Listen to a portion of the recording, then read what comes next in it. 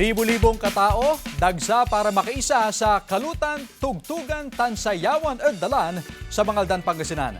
Makibalita tayo, live mula kay CJ Turida. CJ?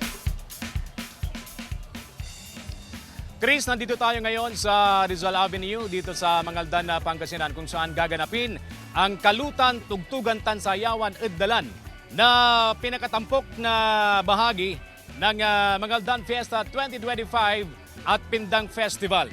At makikita natin sa aking likuran ang hile-hilerang grilling station na nakikisa, Chris, mga kapuso, sa selebrasyon.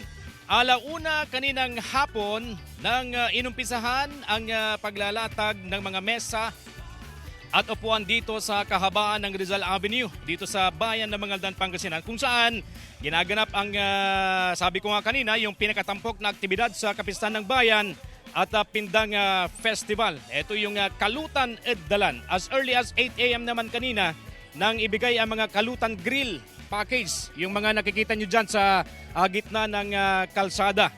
Binubuo ito, siyempre, ihawan, mayroon ding tong, may uling, 2 pakete ng tapa. Nako, ang sarap nito.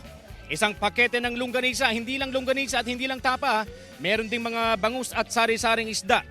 At 2 bote ng soft drinks yung kasama sa package, mga kapuso.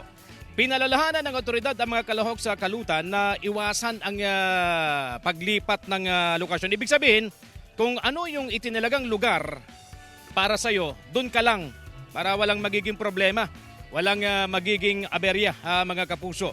May pid din na ipatutupad ang CLAYGO o yung tinatawag na Clean As You Go upang walang maiiwan na kalat pagkatapos ng aktibidad. At kasabay ng Kalutan ang Tugtugan, Tansayawan at Dalan kung saan magrarakrakan ang 12 banda upang magbigay saya sa mga residente at mga bisita.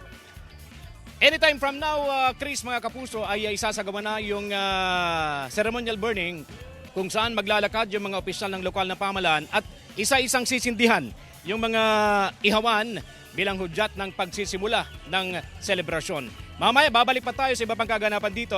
Balik muna sa iyo, Chris. Maraming salamat, CJ Turida.